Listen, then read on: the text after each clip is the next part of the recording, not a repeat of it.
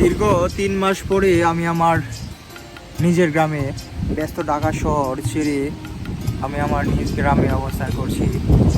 আসলে সকালবেলার যে প্রকৃতি আমি আজকে নিজ চোখে উপভোগ করছি। এখানে যেন প্রকৃতি নতুন রূপ নিয়ে পড়ে আছে, দেখার মতো কেউ নেই।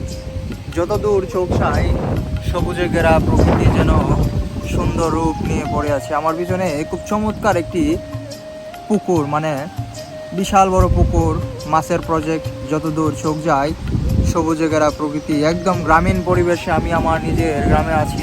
যেখানে আমি প্রতিদিনের মতো এই গ্রামে থাকলে আড্ডা দিই, সেখানেই বসে আছি চেয়ারম্যান মামার পুকুরে। সেটা আমার পিছনে ওই যে চিলিকুটার একটা ছোট্ট টিনের ঘর, এই ঘরে থাকার মতো যে একটা শান্তি, আসলে সত্যি এই ঘরে যে থাকে সেই বুঝে।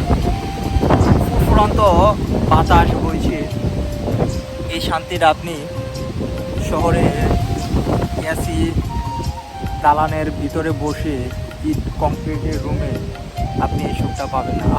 চমৎকার, খুব লোভ হচ্ছে সত্যি না, তবে আমার কিন্তু লোভ হচ্ছে না, কারণ আমি এরকম একটা গ্রামীণ পরিবেশে বসে আজকে আপনাদের সাথে সত্যি এরকম এক্সপিরিয়েন্স শেয়ার করছি। আমার কাছে ভীষণ চমৎকার চমৎকার লাগছে।